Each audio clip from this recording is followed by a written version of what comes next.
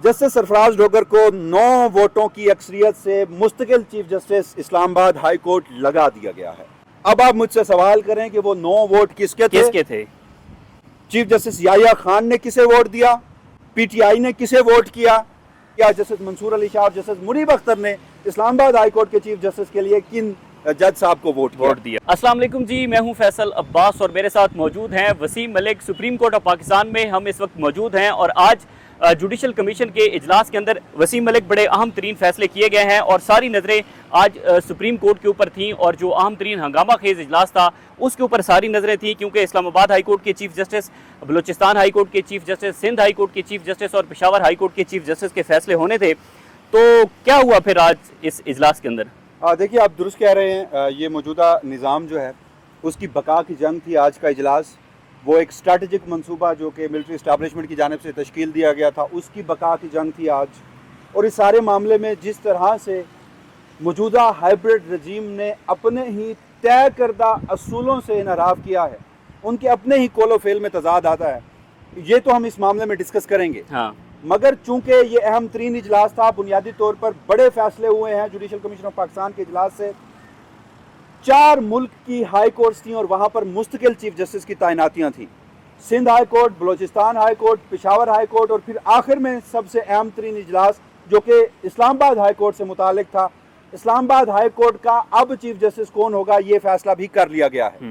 ये हम आखिर में आकर बताते हैं, मगर उससे कबल जो जुडिशल कमीशन ऑफ पाकिस्तान का इजलास था, 16 रुकनी ये कमीशन बैठा, 4 मुख्तलिफ इजलास हुए और इन चारों इजलासों में 3-3 मेंबरान ऐसे थे जो कि तब्दील होते रहे, 13 मेंबरान परमानेंट थे। जुडिशल कमीशन ऑफ पाकिस्तान ने जो पहला इजलास किया जनाब, वो पेशावर हाई कोर्ट से मुताल्लिक किया। पेशावर हाई कोर्ट के मुस्तकिल चीफ जस्टिस की तैनाती का मामला ज़ेर गौर था, जिनमें जस्टिस इजाज़ अनवर जो कि सीनियर प्यूनी जज थे, जस्टिस अरशद अली और जस्टिस अतीक शाह, इनके नामों पर गौर हुआ और फिर कमीशन इस नतीजे पर पहुंचा, 11 जजेस की अक्सरियत ने यह फैसला किया, यानी 11 जजेस नहीं 11 मेंबरान, जिनमें जजेस भी शामिल हैं, कि जस्टिस अतीक शाह जो हैं वो पेशावर हाई कोर्ट के मुस्तकिल चीफ जस्टिस होंगे। अच्छा, यहाँ पर भी चीफ जस्टिस याहिया अफरीदी को मुंह की कहानी पड़ी है, यहाँ पर भी उनके कोलो फेल में तजाद आया है। हालांकि वो जो सीनियर जज थे जस्टिस इजाज़ अनवर, वो उनके हक में वोट करना, पहले तो उनकी यही राय थी, वो उन्हें सुप्रीम कोर्ट में भी लाना चाहते थे। हाँ। लेकिन जब वो नहीं ला पाए तो अब उन्होंने एग्जीक्यूटिव के हक में वोट दिया। और ये जो इस सारे मामले में अतीक शाह साहब हैं, इनका माजी में ताल्लुक मुस्लिम लीग नून से रहा है। अच्छा। और सिर्फ एक केस में आपको बता देता हूँ, मजीद भी बड़ी लंबी डिटेल है। हाँ। मखसूस नशिस्तों का जो मामला पेशावर हाई कोर्ट में गया था, उस फैसले के तहरीर करने वाले जज जस्टिस अतीक शाह थे। अच्छा। जब पीटीआई ने इलेक्शन कमीशन के फैसले को पेशावर हाई कोर्ट में चैलेंज किया और पीटीआई को रिलीफ नहीं मिला, तो पीटीआई से वो नशिस्तें छीनने में जस्टिस अतीक शाह का भी किरदार उतना है जितना इस मुल्क के आईनी बेंच का है। और इसी तरह आज वो नवाज दिए गए हैं, पेशावर हाई कोर्ट के मुस्तकिल चीफ जस्टिस बन चुके हैं, हालांकि वो सीनियरिटी में दूसरे नंबर पर। ठीक है, मजीद आगे बढ़ते हैं। 16 रुकनी जो अगला कमीशन का इजलास था, वो था जनाब बलूचिस्तान हाई कोर्ट के मुस्तकिल चीफ जस्टिस की तैनाती, और जस्टिस रोजी खान, उन्हें मुस्तकिल chief justice Balochistan high court तैनात कर दिया गया है। ये सीनियरिटी में पहले नंबर पर थे। ठीक है। उसके बाद जुडिशल कमीशन का तीसरा इजलास शुरू होता है। सिंध हाई कोर्ट में मुस्तकिल चीफ जस्टिस की तैनाती का गौर होता है और सिंध हाई कोर्ट के लिए जस्टिस जुनेद गफ्फार को मुस्तकिल chief justice Sindh high court लगा दिया जाता है। ये जो तैनाती है, हमारे जरा ये बता रहे हैं कि अक्सरियत से इसका फैसला हुआ। अच्छा। तमाम जजेस ने जस्टिस जुनेद गफ्फार के हक में वोट दिया, क्योंकि वो भी सीनियरिटी में पहले नंबर पे थे। फिर वो अहम तरीन मामला आया जो कि इस्लामाबाद हाई कोर्ट से मुताल्लिक था। उस पर बढ़ने की पहले कि कौन मुस्तकिल चीफ जस्टिस लगा है, किसने मुस्तकिल चीफ जस्टिस लगाने के हक में वोट दिए, किसने जस्टिस मोहसिन अख्तर कियानी के हक में वोट दिए, किसने जस्टिस सरफराज डोगर के हक में वोट दिए। हाँ। जैसे इजलास शुरू हुआ तो जस्टिस मंसूर अली शाह, उनका ये मौक़िफ़ था कि अभी 26वीं आईनी तरमीम का फैसला नहीं हुआ, जब तक 26वीं आईनी तरमीम का फैसला नहीं होता इस इजलास को या इन तैनातियों को मौखर किया जाए। उनकी राय नहीं मानी गई। उनकी राय के साथ जस्टिस मुनीब अख्तर ने इत्तफाक किया। खैबर पख्तूनख्वा के जो सेक्रेटरी थे, वजीर थे कानून, उन्होंने इत्तफाक किया और उसके साथ साथ जो एक और इसमें मेंबर थे, बल्कि पाकिस्तान तहरीक इंसाफ के 2 मेंबरान, बैरिस्टर गौहर और अली जफर साहब, उन्होंने इत्तफाक किया। ठीक है। मजीद फिर ये हुआ कि जो पहली तैनाती थी जस्टिस अतीक शाह साहब की, उसमें से भी इन 5 मेंबरान ने इख्तलाफ किया, जैसे मुनीब अख्तर, जस्टिस मंसूर अली शाह, KPK के जो दीगर मामलात हैं सब में। ठीक है। क्योंकि वो पेशावर हाई कोर्ट का चीफ जस्टिस था, तो KPK के वजीर कानून और PTI के 2 मेंबरान ने उससे इख्तलाफ किया था जस्टिस अतीक शाह की नामजदगी से। ठीक है। अब आ जाते हैं सबसे अहम मरहले पे, जिसे इस जुडिशल कमीशन के इजलास में चौथे नंबर पर रखा गया था, वो था जस्टिस सरफराज डोगर की तैनाती। जस्टिस सरफराज डोगर को 9 वोटों की अक्सरियत से मुस्तकिल chief justice Islamabad high court लगा दिया गया है। ठीक है। अब आप मुझसे सवाल करें कि वो 9 वोट किसके थे? चीफ जस्टिस याहिया खान ने किसे वोट दिया, PTI ने किसे वोट किया, और जस्टिस मोहसिन अख्तर कियानी और जस्टिस को किन 2 जजेस ने वोट किया, जस्टिस मंसूर अली शाह और जस्टिस मुनीब अख्तर ने इस्लामाबाद हाई कोर्ट के चीफ जस्टिस के लिए किन जज साहब को वोट दिया। ये खासा दिलचस्प है और खासा अहम है, क्योंकि मैंने पहले भी आपको बताया कि इस्टेब्लिशमेंट का स्ट्रैटेजिक मंसूबा था, मौजूदा निज़ाम का स्ट्रैटेजिक मंसूबा था। इसलिए जनाब जस्टिस मंसूर अली शाह, जस्टिस मुनीब अख्तर, ये 2 वो वाहिद कमीशन मेंबरान थे 16 रुकनी कमीशन में से जिन्होंने जस्टिस मोहसिन अख्तर कियानी को वोट किया। ठीक है। जस्टिस मियां गुल हसन औरंगजेब को पड़े 4 वोट। पाकिस्तान तहरीक इंसाफ के दोनों अरकान ने जस्टिस मियां गुल हसन औरंगजेब को वोट किया, उन्होंने जस्टिस कियानी को वोट नहीं किया। ये मेरे लिए एक सरप्राइजिंग एलिमेंट है बिल्कुल, कि जस्टिस मोहसिन अख्तर कियानी और इस्लामाबाद हाई कोर्ट के 5 जजेस आज अगर उनके हक मारे जा रहे हैं, वो मुतासरा जजेस हैं, तो वजह पाकिस्तान तहरीक इंसाफ या फिर लापता अफराद का मामला और दीगर इस तरह के आईनी और कानूनी मामला हैं। तो PTI का जस्टिस मोहसिन अख्तर कियानी के हक में खड़ा होना चाहिए था, वो आज खड़े नहीं हुए। जस्टिस याहिया अफरीदी ने जस्टिस मियां गुल हसन औरंगजेब को वोट किया, और इस्लामाबाद बार के जो जुल्फकार अब्बासी साहब थे, उन्होंने भी जस्टिस मियां गुल हसन औरंगजेब को वोट किया। 4 वोट उनके हो गए, 4 उनके हो गए, 2 इनके हो गए। जस्टिस जमाल मंदोखेल ने वोट नहीं किया, अब्सटेन किया। उन्होंने कहा कि मैं इस कार्रवाई का हिस्सा नहीं बनता, क्योंकि मैं 3 रुकनी जजेस कमेटी का हिस्सा हूं, जिन्होंने इन जजेस की इंट्रा कोर्ट अपील पर बेंच तश्कील देना है। हाँ। अब यही सिचुएशन, यही moral ground justice Aminuddin Khan को भी लेना चाहिए था, लेकिन उन्होंने नहीं लिया।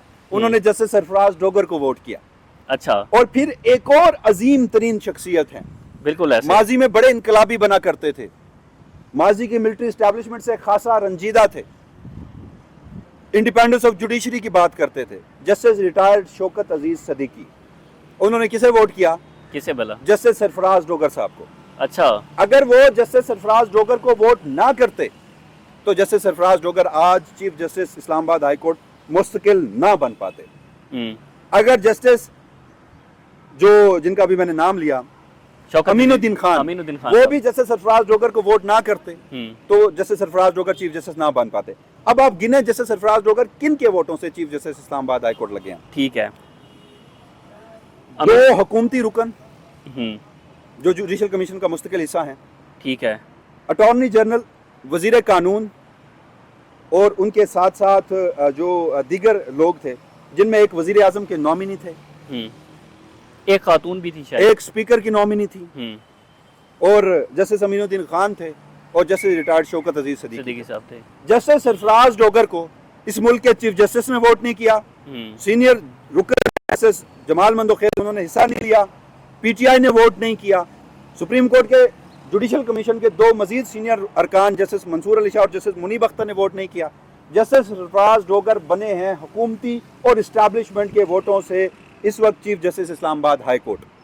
होना तो ये चाहिए था, मैं पहले भी एक जगह ये गुफ्तगू कर चुका हूँ फैसल साहब, कि ये मौजूदा हाइब्रिड रजीम के अपने बनाए गए असूल हैं, मैं उनसे कुछ अलग डिमांड नहीं कर रहा। माजी में फौजी अदालतों को फैसला आया 23 अक्टूबर 2023 को। आल्दो हम मानते हैं 26वीं आईनी तरमीम है, ये बंदर बांट है, ये अदालती तमाशे हैं, ये कोई आईनी जिम्मेदारियां आज बैठकर अदा नहीं की गई। सिंध में चीफ जस्टिस दे दिया गया पीपल्स पार्टी को, पंजाब में PMLN की बारी है, KPK में ANP और जो इस्टेब्लिशमेंट है और बार काउंसिल्स हैं उनके करीबी शख्स को लगा दिया गया है। बलूचिस्तान में हमेशा मुक्तदरा का जो मंजूर नज़र होता है वो चीफ जस्टिस बनता है। इस्लामाबाद हाई कोर्ट में जस्टिस सरफराज डोगर को लाना था। लेकिन जो सबसे अहम सवाल मेरी नज़र में इस इजलास से पहले था, फौजी अदालतों का फैसला आया था 23 अक्टूबर 2023 को। हाँ। फौजी अदालतें कलअदम करार दे दी गई थी, फैसले पर अमल दरामद नहीं किया गया और वो जवाब ये दिया गया कि चूंकि अभी हमारे पास इंट्रा कोर्ट अपील का हक है, जब तक इंट्रा कोर्ट अपील पर फैसला नहीं आता हम अमल दरामद नहीं करेंगे। मखसूस नशिस्तों का केस, फैसला आया, अमल दरामद नहीं किया गया। इलेक्शन कमीशन ने कहा कि मैं नजरसानी दायर कर चुका हूं। इन जजेस ने भी कहा कि हम कंटेम्प्ट ऑफ कोर्ट की कार्रवाई नहीं करेंगे चूंकि नजरसानी दरखास्त दायर है। जब मखसूस नशिस्तों की नजरसानी दरखास्त के फैसले तक उस पर अमल दरामद नहीं होता, जब फौजी अदालतों के फैसले की इंट्रा कोर्ट अपील तक उस ओरिजिनल फैसले पर अमल दरामद नहीं होता, तो फिर जस्टिस मोहसिन अख्तर कियानी और दीगर 4 जजेस की पिटीशन, जिसमें जस्टिस मोहम्मद अली मजहर, जस्टिस सलाउद्दीन पंवर और जस्टिस शाहिद बिलाल हसन ने मौजूदा हाइब्रिड रजीम की मुकम्मल सहूलतकारी फरमाई है, उस फैसले के खिलाफ भी तो जजेस इंट्रा कोर्ट अपील में आए हैं। तो क्या यह बेहतर ना होता कि यही लोग अपने असूल खुद अपने ऊपर लागू करते और ये मामला डेफर कर देते? नहीं किया गया। इसलिए मैं कहता हूं कि आज आईनी और कानूनी जवाज बनाकर इंसाफ को एक मरतबा फिर रोंद कर अपने ही जिनके माजी के असूल थे उनकी लाश पर मुनाफकत का जो परचम है इन्होंने बुलंद किया। तो ये बहरहाल अब तक की डेवलपमेंट है। बहरहाल वसीम मलिक, एक डिबेट ये भी है कि जो जस्टिस मियां गुल हसन औरंगजेब साहब हैं वो भी इस्लामाबाद हाई कोर्ट के चीफ जस्टिस, उनको भी बनाया जा सकता था, जो कि एक एग्जेक्टिव का मंसूबा था। एग्जेक्टिव के मंसूबे में कहीं ना कहीं पर वो हमें थोड़े बहुत फिट दिखाई देते हैं। और दूसरी जानिब ये भी है कि हाई कोर्ट के जो ख़त लिखने वाले जजेस हैं, ख़त लिखने वाले जजेस को भी शायद इसके ऊपर कोई ज़्यादा एतराज़ ना होता, या वो उनके खिलाफ कहीं पर ना बोलते या ख़त ना लिखते या उनके खिलाफ किसी अदालत के अंदर ना आते। लेकिन कहा गया कि ये नुक्ता सामने आया कि चूँकि ये एक वजह हो सकती है कि इमरान खान के ज़्यादातर जो क्रिमिनल केसेस हैं, और criminal cases Islamabad high court के अंदर पेंडिंग है, सरफराज डोगर और जस्टिस सवाल कर रहे हैं ना, मैं समझ चुका हूँ, लेकिन ये सवाल ही पैदा नहीं होता था कि जस्टिस सरफराज डोगर के अलावा कुछ कोई आता। ये अब एक तो इमरान खान है, उनके मुकदमात नहीं लगने, वहाँ लापता अफराद के केसेस हैं।